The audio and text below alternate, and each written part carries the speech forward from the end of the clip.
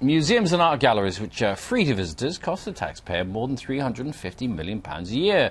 But new government figures show that nearly half of those visitors in 2012 came from abroad. So there's a debate now as to whether entry fees should be introduced in museums and art galleries to save public money. Well, recently, of course, free swimming was scrapped as part of austerity measures. So should we consider the same for museums and galleries? Going to be speaking to the Olympic swimmer Steve Parry about this, and Director of National Museums Liverpool, David Fleming.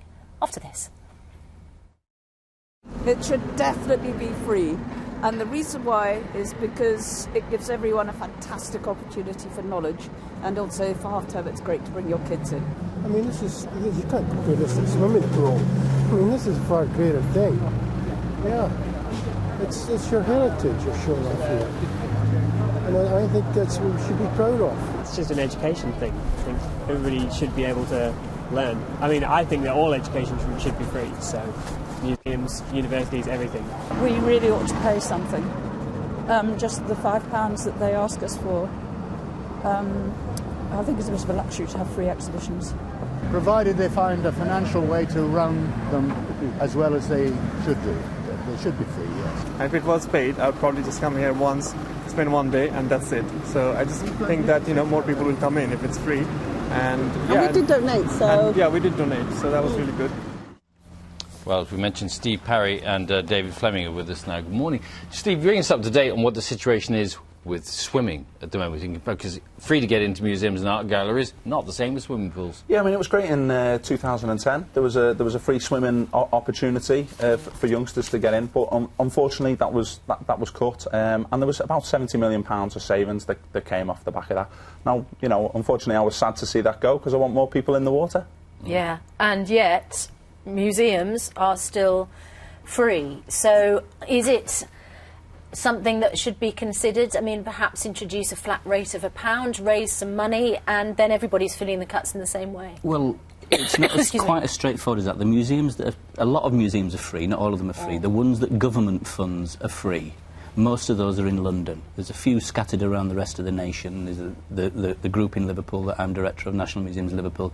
It's the Imperial War Museum North, the National Media Museum in Bradford, but most of them are in London. So it depends which ones you're looking at, and I think the solutions might be different, because it's true that lots of tourists visit the London museums, but if you go to Liverpool, what you find there is a much more